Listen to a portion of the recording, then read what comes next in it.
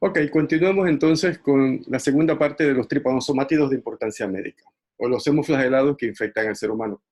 En la clase anterior vimos al Trypanosoma cruzi y la enfermedad de Chagas.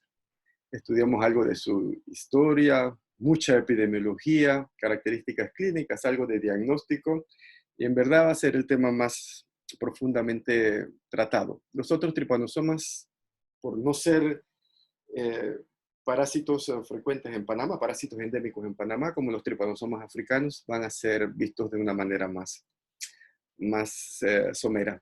Ok, veamos entonces, comencemos con uno que sí es endémico en Panamá, es el Trypanosoma rangeli. Este parásito es de 6 a 10 veces más frecuente en Panamá que el Trypanosoma cruzi. Enseguida vamos a ver que es debido a la transmisión. Estamos hablando de un tripanosoma de la sección estercoraria, un tripanosoma que se transmite a través de la picadura. Es decir, que en este caso los chinches triatominos, que también son los vectores del Trypanosoma rangeli, al igual que el Trypanosoma cruzi, solamente necesitan entonces alimentarse de la sangre del huésped para transmitir la infección. Recuerden que en el caso del Trypanosoma cruzi había que tener una contaminación con las heces del vector. Muy bien, entonces el Trypanosoma rangeli únicamente es transmitido por triatominos del género Rhomnius. Hay muchas especies de Rhomnius, más de 20 especies de Rhomnius. Aquí en Panamá hasta ahora tenemos solamente una descrita, que es el Rhomnius pallescens. Entonces el Rhomnius pallescens es el vector de ambos tripanosomas aquí en Panamá, el Trypanosoma cruzi y el Trypanosoma rangeli.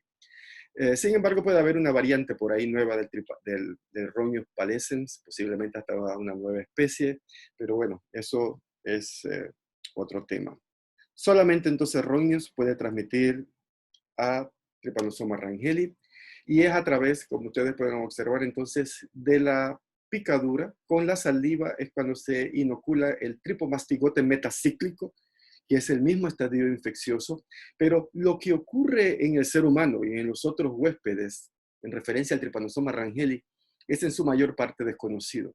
No sabemos con certeza si el parásito invade algún tipo de célula. Por ahí hay algunos estudios, ¿verdad? Ya un poco antiguos que dicen que in vitro pueden invadir células promonocíticas, pero en el caso entonces de órganos, células específicas, no se ha podido confirmar en el ser humano.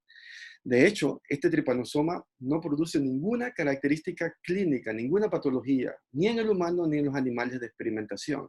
Sin embargo, en el insecto vector sí es patógeno hasta cierto punto. No es que todo roño que esté infectado con Trypanosoma rangeli va a morir, pero se ha visto casos entonces en donde sí afecta el estado fisiológico, ¿verdad? De este insecto. El ciclo en el vector es muy interesante, se ha estudiado también bastante, pero no vamos a entrar entonces en detalle acá. Lo único que en esta diapositiva quería mostrarles es que el insecto, al igual que ocurre con el Trypanosoma cruzi, se va a infectar al ingerir entonces los tripomastigotes sanguíneos que pueden estar en el ser humano o en otro huésped. Y en el caso, bueno, acá tenemos otra diapositiva un poco más clara, en donde ustedes pueden observar entonces que en el caso del Trypanosoma rangeli la inoculación es con la saliva y que no se conoce exactamente, ¿verdad?, qué es lo que ocurre en el huésped vertebrado. En el caso del Trypanosoma cruzi, entonces, eso sí ya lo hemos estudiado en detalle y sabemos que es a través de las heces y que puede infectar prácticamente cualquier célula. Este es un parásito intracelular, cruzi, y en el caso de rangeli, entonces, vamos a decir que mayormente extracelular. Ok, los reservorios del Trypanosoma rangeli son los mismos que describimos para el Trypanosoma cruzi. Definitivamente vamos a encontrar también animales domésticos, como el perro, que pueden estar infectados con este parásito. También Didelphis puede estar infectado con este parásito, pero no vamos a considerar a Didelphis como el reservorio más importante para Rangeli. De hecho, entonces, esos estudios todavía no se han definido con certeza, pero yo puedo decirles, por ejemplo, que en nuestra experiencia, una gran cantidad de perezosos de 2 y de 3 dedos están infectados con Trypanosoma rangeli. En algunos casos, hasta el 20% de los perezosos de 2 dedos están infectados con este parásito. Igual, por ejemplo, se ha detectado en perros, igual se ha detectado en roedores, en monos. Ok, entonces el Trypanosoma rangeli, para resumir, es un parásito muy frecuente en Panamá. Es frecuente en todas las áreas donde encontramos rangeli. Es un parásito que se asocia, ¿verdad?, a la transmisión de, eh, a la transmisión a través de chinches del género Rhomnius. Los reservorios son iguales a los de Trypanosoma cruzi. La distribución geográfica corresponde a los vectores, dado que Rangeli no solamente está en Panamá, ¿verdad? Rangeli lo vamos a encontrar en muchos países de Sudamérica. Por ejemplo, Rangeli se ha descrito en Ecuador, en Colombia, en Brasil, en Venezuela, en Guyana. En todos estos países hay Rangeli. En Panamá la prevalencia de esta infección es mayor, como les mencioné, estudios realizados por el doctor Sousa hace ya muchos años, se indica que es de una prevalencia de 6 a 10% más frecuente que cruzi. Es decir, por ejemplo, que si usted hace un estudio a través de cultivos, por ejemplo, en 100 niños de una población rural del distrito de La Chorrera, es muy probable que usted vaya a encontrar por cada caso de Trypanosoma cruzi, por cada infección de Trypanosoma cruzi, usted puede encontrar 6 o hasta 10 casos de Trypanosoma rangeli. Pero recordemos que este parásito no es patógeno. Se reporta en áreas en Panamá en donde tenemos Rhomnius pallescens. Bueno, ¿y dónde tenemos Rhomnius pallescens? Lo tenemos en toda la parte oeste y este de la provincia de Panamá. También lo encontramos en Coclé, en el norte de Coclé, en el norte de Veraguas, está en Colón, está en Darién. Hay muchas regiones en Panamá donde tenemos Rhomnius pallescens. No se ha podido vincular a ninguna patología y ya ustedes deben estar pensando, bueno, ¿por qué está hablando tanto de un parásito que, ok, es prevalente en Panamá, pero no causa manifestaciones clínicas? ¿Cuál es la importancia del Trypanosoma rangeli?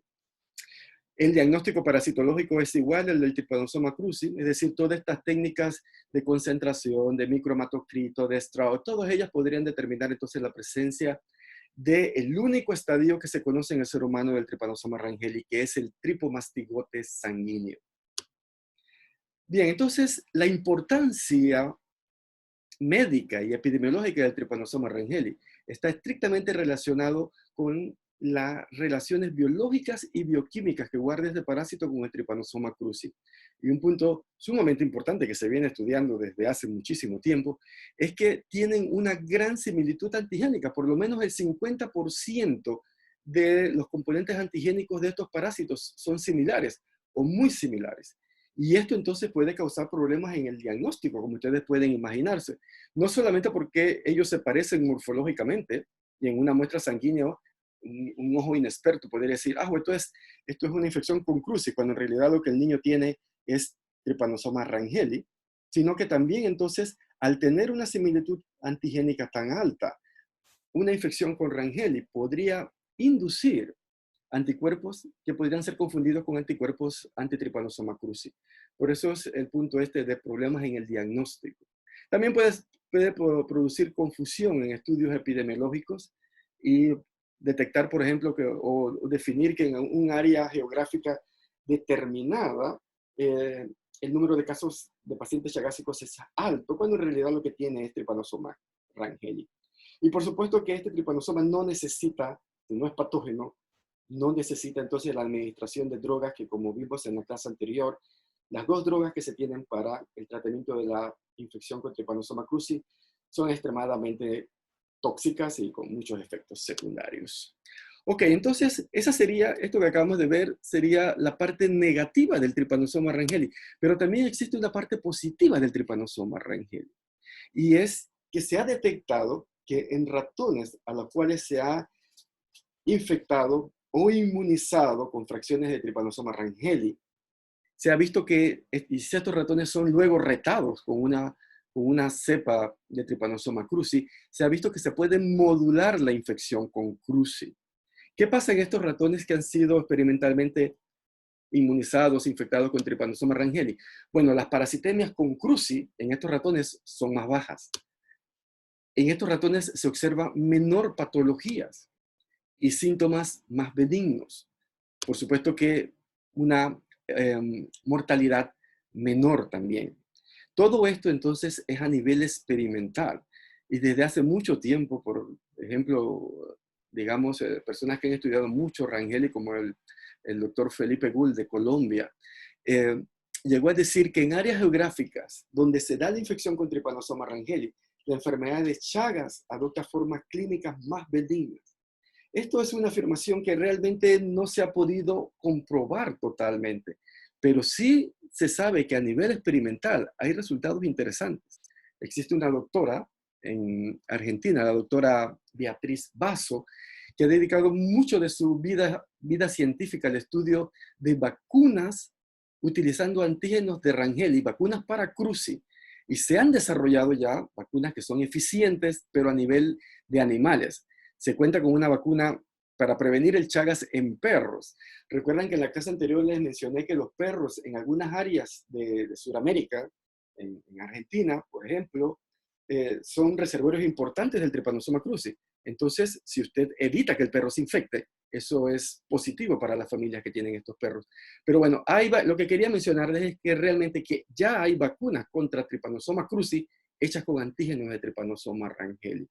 Y quién sabe, tal vez eso podría explicar en parte también que tenemos áreas en donde la infección con cruzi aquí en Panamá no es tan severa como en algunos otros países de Centroamérica o de Sudamérica. Pero como les digo, esto todavía necesita mucho estudio. Esta parte, esta insinuación de que Rangeli pudiera ser como una vacuna natural, que no podemos decir que es una vacuna estéril, pero sí que, vamos a decir que suaviza un poco la infección con Trypanosoma cruzi desde un punto de vista clínico.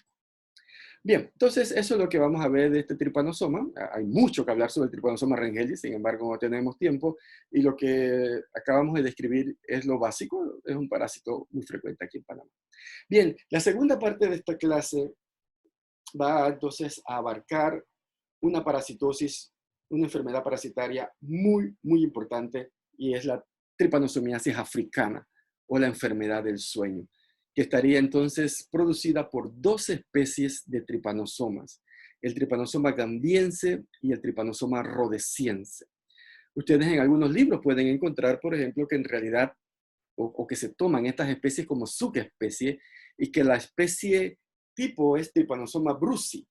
Entonces ustedes pueden encontrar en algunos libros Trypanosoma brucei gambiense, Trypanosoma brucei rhodesiense. De hecho, hay hasta un tercer tripanosoma que es el Trypanosoma brucei brucei. Pero para efectos prácticos nosotros vamos a considerar esta subespecie como especie. Y vamos a hablar de Trypanosoma gambiense y Trypanosoma rhodesiense. Ok, entonces la enfermedad del sueño africana solamente está en África porque ahí es donde encontramos a los vectores, una situación igual que lo que vimos para el mal de Chagas acá en América, pero esta parasitosis es transmitida en este caso por moscas hematófagas del género Glossina. Hay cerca de 25 especies diferentes de glossinas, no todas tienen igual potencial vectorial, como vamos a ver. Y bueno, aquí podemos ver Trypanosoma gambiense, aquí está esta B, quiere decir brucei, que es lo que les mencionaba hace un rato, es por supuesto, ¿verdad?, un euglonozoa, y este punto que recalca aquí esta primera diapositiva es interesante, y vamos a mencionarlo desde ya, porque es uno de los puntos que más se destaca en el estudio de la tripanosomiasis africana, desde un punto de vista inmunológico y molecular, es que estos parásitos están cubiertos por una sola capa de glicoproteínas, una sola, y que es muy homogénea, de un solo tipo de glicoproteína. Pero estos parásitos tienen la capacidad de mutar, de cambiar esta capa y de colocarse, ¿verdad?, una nueva capa que tiene como principal función evadir la respuesta inmune. A esta capa de glicoproteínas o a este mecanismo de defensa contra el sistema inmune se le conoce como glicoproteínas variantes de superficie. Y vamos a mencionar un poquitito más de esto más adelante. Bueno, es un parásito que tiene un ciclo indirecto, que tiene dos huéspedes, tiene un vector y tiene un huésped importante, que en este caso es el ser humano y otros mamíferos salvajes y domésticos, como vamos a ver. En el insecto vector vamos a encontrar el epimastigote, vamos a encontrar el tripomastigote metacíclico. Vean que es igual aparte del estadio infeccioso. Y en el humano, que en este caso es uno de los huéspedes mamíferos, vamos a encontrar el tripomastigote. El tripomastigote sanguíneo, dado que los tripanosomas africanos no son no son parásitos intracelulares. No vamos a encontrar un estadio de amastigota, sino que el parásito se divide como tripomastigota. Bien, aquí podemos ver entonces un mapa que nos muestra la distribución de la tripanosomiasis africana, donde puedes ver que hay aproximadamente hay unos 36 países, ¿verdad?, en la región subsahariana, en donde se han detectado casos, hay algunos en donde ya se ha podido controlar más que en otros. Tenemos alrededor de 50 millones de personas en riesgo de contraer la verdad. Acá hay un mapa, ¿verdad?, que también muestra la distribución. Bueno, aquí esto no se los mencioné acá. Acá está el área oscura, sería el área en donde se registran casos por rhodesiense, y el área más de celeste, ¿verdad?, sería por gambiense. Igual acá, rhodesiense y gambiense. Sin embargo, hay regiones en el área central de África, por acá donde están los grandes lagos, en donde prácticamente usted puede encontrar ambos parásitos. La distribución y la prevalencia, bueno, cambia. Este es un mapa, ¿verdad?, no tan viejo, en donde podemos observar algunos países en donde realmente la tripanosomiasis africana es un serio problema, ¿verdad?, de salud. Por ejemplo, en estos países de acá de Tanzania, Zimbabue, Zambia, parte acá bueno, en este Tanzania, Zimbabue y Zambia, vamos a ver que hay bastante, y Kenia, perdón, son muchos los casos que se dan todos los años de infección con el tripanosoma rhodesiense. Mientras que gambiense, entonces lo vamos a encontrar en la República Democrática del Congo, en la República Central Africana, en la República de Chad. Todas estas áreas vamos a encontrar el tripanosoma gambiense, al igual que en estas áreas, ¿verdad?, de acá, en donde podemos ver en Nigeria, eh, Costa de Marfil, en Ghana, vamos a ver entonces que hay muchos casos con tripanosoma gambiense. Ok, entonces veamos el ciclo. La mosca tsetse se alimenta de la sangre de muchos animales, incluyendo entonces al ser humano, y transmite la infección. En el estadio infeccioso es el tripomastigote metacíclico, y ese tripomastigote metacíclico, al entrar en torrente sanguíneo, va a empezar entonces a dividirse. Recuerden que él es extracelular, son los tripomastigotes los que se dividen, no van a invadir células, pero inicialmente van a infectar ganglios linfáticos, tejido linfático. Bueno, inicialmente se reproduce muy cerca al área de la picadura, pero rápidamente entonces invade tejido linfático, y en la forma crónica de la infección va ya a traspasar la barrera hematocefálica y va a llegar al sistema nervioso central, que es el principal órgano afectado por la tripanosomiasis africana. Mientras que en Chagas es el corazón, acá entonces afecta el sistema nervioso central, pero claro, también hay otros órganos. Y la mosca se infecta cuando ingiere sangre de un animal infectado. Al ingerir los tripomastigotes sanguíneos, va a ocurrir entonces el ciclo en la mosca, que no vamos a entrar en detalle porque también se ha estudiado muchísimo, en donde el tripomastigote sanguíneo pasa entonces por diferentes estadios, los llamados tripomastigotes procíclicos, después pasa a epimastigotes, que luego se van a dividir y pasar entonces al estadio de tripomastigote metacíclico. Bien, entonces, gambiense y rhodesiense tienen dos escenarios epidemiológicos bastante diferentes. Mientras que gambiense ocurre más bien asociado, ¿verdad?, a las áreas cercanas a los cuerpos de agua, es decir, a los lagos, a las quebradas, a los ríos, y es muy frecuente que infecte animales domésticos como los cerdos, como las cabras, principalmente los cerdos, también el ganado bovino. Vamos a ver que el tripanosoma rhodesiense se destaca por llevar la mayoría de su ciclo en la sabana africana, esto que nosotros podríamos llamar que el potrero africano, ¿verdad? Las grandes áreas extensas, abiertas, en donde vamos a encontrar animales, gran cantidad de animales, como ustedes saben, por ejemplo, los antílopes, que están infectados naturalmente con el tripanosoma rhodesiense y que mantienen el ciclo natural.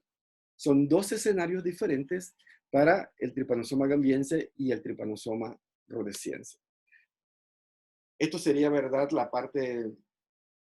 el escenario típico en donde hay la transmisión de la tripanosomiasis gambiense. Estas moscas, como Glossina palpalis, por ejemplo, necesitan de mucha humedad para reproducirse, y por eso entonces están cerca de los lagos y de los ríos. Mientras entonces que el Trypanosoma rhodesiense puede desarrollarse, las moscas que transmiten el Trypanosoma rhodesiense, puede desarrollarse en ambientes más secos.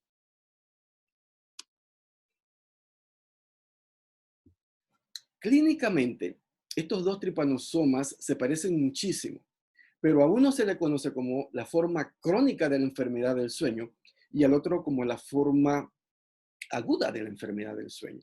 Y esto es básicamente en qué tan rápido se desarrollan los síntomas, qué tan rápido se desarrolla la clínica y en un sentido más drástico, qué tan rápido mueren las personas. En la forma crónica, es producida por Trypanosoma gambiense, vamos a ver, aquí presentamos solamente un par de especies, que Glossina palpalis y Glossina tachinoides son importantes vectores. Como les mencioné, prevalecen en la orilla de los ríos y tienen principalmente de reservorios a los cerdos, al ganado bovino, a las cabras. Dado que este parásito puede desarrollarse en las aldeas, en las villas africanas, se presenta muchas veces en epidemias de gran tamaño que pueden llegar a diezmar realmente a las poblaciones africanas, que hacen muy difícil el desarrollo, ¿verdad?, de poblaciones en estas áreas en donde hay grandes poblaciones de Glossina. En el caso del Trypanosoma rhodesiense, ¿verdad?, que tiene como vectores Glossina morsitans, Glossina pallidipes, entre otros. Esto prevalece en la sabana africana, infecta a animales de caza tipo antílopes, pero se presenta en pequeños focos que están entonces totalmente en correlación con que este parásito está en áreas alejadas de los focos de, la, de las comunidades, ¿verdad?, de estas áreas. En cuanto a la clínica de la tripanosomiasis africana, acá los casos asintomáticos son menos frecuentes. Si se dan, no es como el caso de Chagas, que hay mucho caso asintomático, ¿verdad? Generalmente entonces la fase 1, la fase hemolinfática, se caracterizaría porque la persona tiene síntomas inespecíficos, malestar general, dolor muscular, tiene fiebre, aparece algo de adenopatías, dolor de cabeza. Miren que todas estas características hasta se parece un poco se parece un poco comparado con la enfermedad de Chagas en la fase aguda también. Acá también podemos encontrar entonces parásitos circulando. Pero recuerden, hace un momento les mencioné que estos tripanosomas rápidamente pueden invadir también ganglios y en estos ganglios también reproducirse. Otra característica clínica de la fase inicial es que en el área de la picadura de la mosca tsetse se puede formar lo que se conoce como un chancro de inoculación. Algo parecido a lo que vimos en el caso de Cruzi, ¿verdad?, que lo denominamos chagoma. Pero el chancro de inoculación también es muy poco frecuente, al igual que en Chagas el chagoma es poco frecuente, el chancro de inoculación es poco frecuente y la mayoría de los casos que se reportan son en personas ajenas a estas áreas endémicas. Por ejemplo, personas que han llegado de turismo o han llegado, ¿verdad?, a estas áreas en donde no residen habitualmente y la enfermedad del sueño es endémica. Cuando los parásitos invaden los ganglios linfáticos, estos ganglios linfáticos van a desarrollar inflamación, van a crecer de tamaño, algunos de ellos van a ser dolorosos, y en el caso particular de los ganglios cervicales posteriores, cuando estos ganglios cervicales posteriores crecen, a esto se le conoce directamente como el signo de Winterbottom, y es un signo patognomónico de la tripanosomiasis africana. Así como mencionábamos, ¿verdad?, que en la enfermedad de Chagas teníamos algunos signos patognomónicos, como el signo de Romaña. Acá entonces el signo de Winterbottom sugiere, orienta, ¿verdad?, al clínico de que la persona puede estar infectada con un tripanosoma africano, en este caso, en la mayoría de los casos es tripanosoma gambiense, y que es muy apropiado hacer este diagnóstico porque es muy importante iniciar el tratamiento antes de que el parásito pase esta fase ganglionar e invada el sistema nervioso central. Porque cuando invade el sistema nervioso central, vamos a tener que utilizar drogas más tóxicas, drogas que puedan llegar al sistema, puedan atravesar la barrera hematocefálica y puedan llegar al sistema nervioso central. Bien, como ustedes han escuchado de seguro, la enfermedad del sueño se caracteriza ya en su fase final por un estado en donde el paciente difícilmente puede permanecer despierto, ¿verdad? No puede alimentarse, está muy débil, con mucha somnolencia. Y esto se debe entonces a que el parásito ha invadido el sistema nervioso central. Y la persona experimenta todas estas características que les mencioné, debido entonces a que el parásito ha causado ya daños directos, ¿verdad? En el sistema nervioso central, incluyendo pequeñas hemorragias en el cerebro, pero puede presentarse otros daños como ocurre también en Chagas, como bronconeumonía o necrosis focal en lo que es hígado y riñones. Y aquí vemos un corte microscópico de cómo se ve entonces tejido del sistema nervioso central, una hemorragia, ¿verdad? Inducida, en este caso, por Trypanosoma rhodesiense. Realmente lo que se presenta en estos pacientes es una meningoencefalitis. Esta incapacidad para permanecer despierto, este coma, ¿verdad? Que es ya la fase final de la infección, se debe entonces a una meningoencefalitis. Bueno, esto como que retrocedimos un poquito, ¿verdad? En la fase hemolinfática, pero bueno, el sistema inmune, lo que quería recalcar aquí, es que el sistema inmune, ya después de un par de semanas, empieza a desarrollar anticuerpos tipo IgG y principalmente IgM contra el parásito. Y estos parásitos, entonces, estos anticuerpos son muy eficientes en controlar a los parásitos, es decir, que reducen la respuesta humoral, la respuesta inmunohumoral del huésped, reduce efectivamente, mata, lisa, con ayuda de las células de cofre en el hígado, esta inmunoglobulina M, lisa, destruye a los tripomastigotes sanguíneos. Desafortunadamente, no los destruye a todos. Y es aquí donde entran entonces en acción las glicoproteínas variantes de superficie. Aquí podemos ver entonces, más o menos representado, ¿verdad?, cómo los anticuerpos se pegan a los tripanosomas y ocurre fagocitosis, como les dije anteriormente, o lisis por complemento, pero no todos los tripanosomas sucumben a esta acción, ¿verdad?, del sistema inmune. El 99% mueren, pero ese 1% que queda vivo, ese 1% va a seguir reproduciéndose y no va a ser destruido porque las glicoproteínas que lo cubren son otras que ya el sistema inmune no reconoce.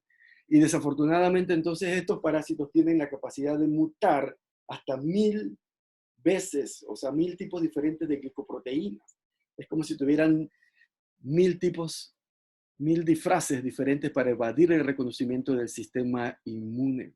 Y eso es lo que provoca, ¿verdad?, que se desarrolle una segunda oleada de parasitemia. ¿Por qué? Porque este 1% que sobrevivió va a empezar a reproducirse y en un momento dado entonces va a estar nuevamente los niveles de parásitos sanguíneos, de parasitemia altos. Y podemos ver entonces que ocurre una oleada, segunda oleada, tercera oleada, cuarta oleada, y esto es casi infinito, ¿verdad? Les estoy diciendo que pueden haber hasta 1000 diferentes glicoproteínas. Bien, este excelente sistema de evasión de la respuesta inmune es lo que hace que sea realmente difícil pensar en desarrollar una vacuna contra los tripanosomas africanos. Realmente se ha trabajado en algunas glicoproteínas que no varían tanto, pero no se tienen muchos adelantos en la creación de una vacuna con un parásito que se defiende en una forma tan exitosa. Estas glicoproteínas de superficie las hemos descrito, o ustedes la han visto en otros parásitos, ¿verdad?, como en Giardia, como en Plasmodium, pero no tan excelentemente utilizadas como en el caso de los tripanosomas africanos. Bien, en la enfermedad del sueño africana, ya vimos esto inicialmente, puede haber un chancro de inoculación, fiebre, dolor de cabeza, hay invasión de los ganglios linfáticos, y cuando son los ganglios cervicales posteriores está el signo de Winterbottom, pero cuando invade el sistema nervioso central, por ejemplo, vamos a ver un signo también patoneumótico, este no se los había mencionado, que es denominado el signo de Kerander. Cuando usted oprime fuertemente la palma de la mano de uno de estos pacientes y suelta, ¿verdad?, la palma, después de unos segundos este paciente va a sentir un intenso dolor. Esto a veces no es tan fácil, ¿verdad?, de detectar, pero es un signo, ¿verdad?, que también orienta al clínico y en este caso orienta, ¿verdad?, para iniciar un tratamiento rápido, porque ya estos pacientes, ¿verdad?, han experimentado entonces una infección a nivel del sistema nervioso central, dolor de cabeza, apatía, temblor, dificultad para permanecer despierto, coma profundo y finalmente la muerte.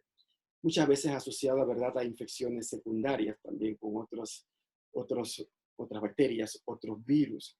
Esto que acabamos de describir, en el caso, ¿verdad?, de la infección con Trypanosoma rhodesiense, es extremadamente rápido.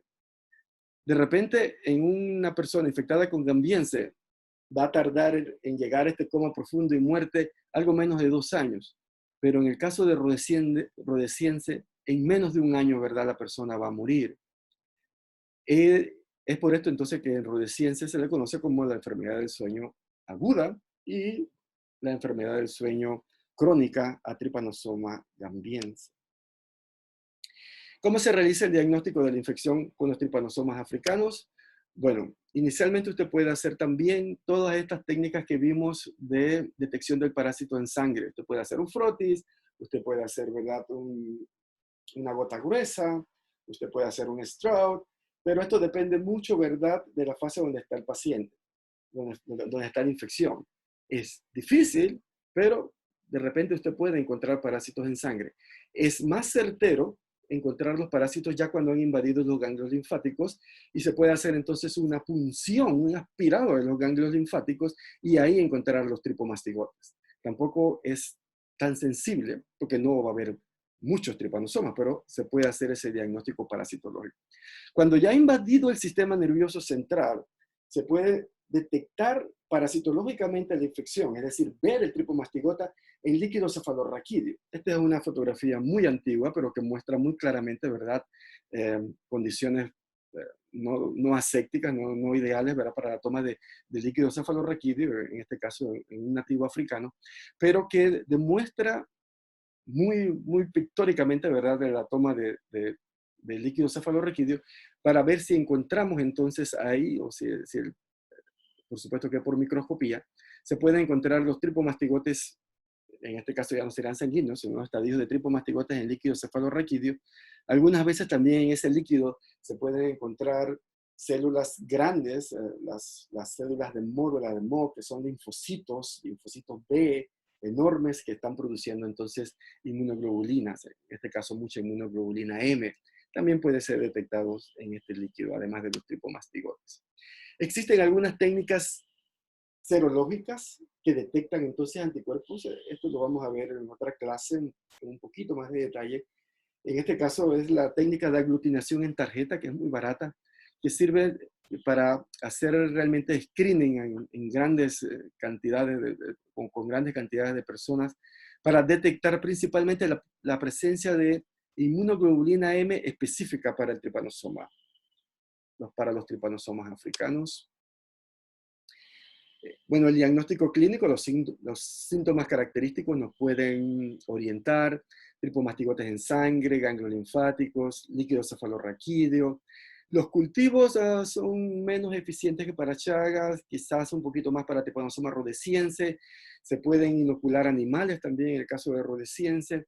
Los métodos inmunológicos no se utilizan tanto, ¿verdad?, en enfermedad del sueño. Hay algunas técnicas muy buenas de concentración de los tripomastigotes, ¿verdad? Lo hacen por columnas de afinidad y pueden lograr entonces detectar la presencia de los tripomastigotes sanguíneos. Por supuesto que, al igual que en Chagas, existen excelentes metodologías que detectan mediante PCR y sobre todo en PCR en tiempo real la presencia de infección con tripanosomas africanos en sangre. En cuanto al tratamiento, bueno, en la fase aguda se puede utilizar la pentamidina, es bastante tóxica también, pero no tan tóxica como los que se utilizan en la fase crónica, como el melarsoprol, el melarsonil, la triparsamida. Hay una combinación que se vino a utilizar hace pocos años, que es nifurtimox. Recuerden que el nifurtimox es una de las dos que se utiliza, las dos drogas que se utilizan para tratar el mal de Chagas. se descubrió que el nifurtimox y la eflornitina tienen un efecto sinergista y que es bastante eficiente para tratar, ¿verdad?, la parte de la enfermedad del sueño a nivel del sistema nervioso central. Sin embargo, en los últimos años se ha logrado un tratamiento oral, un tratamiento menos tóxico, bastante exitoso, que es el fexinidazol. Esta droga ha venido entonces a resolver un gran problema en muchas áreas de África, en donde se puede entonces lograr realmente el tratamiento masivo con una droga oral de la tripanosomiasis africana. El control de la enfermedad del sueño es difícil. Al igual que el escenario epidemiológico de Chagas aquí en Panamá, en donde nuestros chinchis son selváticos, allá esas 20 y pico de especies de moscas glossina no viven en las viviendas, sino que también están en el ambiente silvestre y tienen entonces que ser tratadas con insecticidas. Si las poblaciones de moscas son muy grandes, hay que incluso, ¿verdad?, rociar insecticida con ayuda de avionetas, de helicópteros, pero para control se pueden poner trampas en donde están impregnadas las paredes, los plásticos con insecticidas que pueden entonces, que tienen un poder residual alto, y lo que hay es que atraer las moscas, y para eso se utilizan feromonas, para atraer las moscas a estas trampas, y en alguna medida controlar las poblaciones de moscas. Entre menos moscas haya, menor va a ser el riesgo de transmisión al ser humano. Finalmente quería mencionarles solamente esto, y es que hay una tercera especie de Trypanosoma africano que también es transmitida por las moscas del género Glossina, que es el Trypanosoma brucei.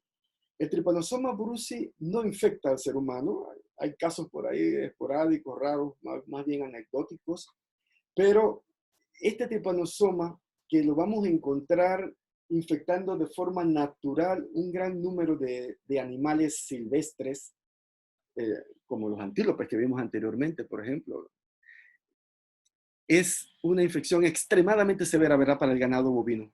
Y este parásito hace que sea en algunas áreas hasta imposible la crianza del ganado bovino, produciendo lo que se conoce como nagana. Y esta enfermedad entonces ha logrado realmente evitar la cría de ganado bovino y por ende el desarrollo, ¿verdad?, que esto implica en muchas regiones de África. Y unido a la presencia de los tripanosomas que infectan entonces al ser humano, ha conservado algunas regiones de África todavía verdes. Y bueno, sería verdad desde la parte ecológica de estos tripanosomas. Y con esto terminaríamos lo que queríamos entonces mencionar sobre los tripanosomas africanos.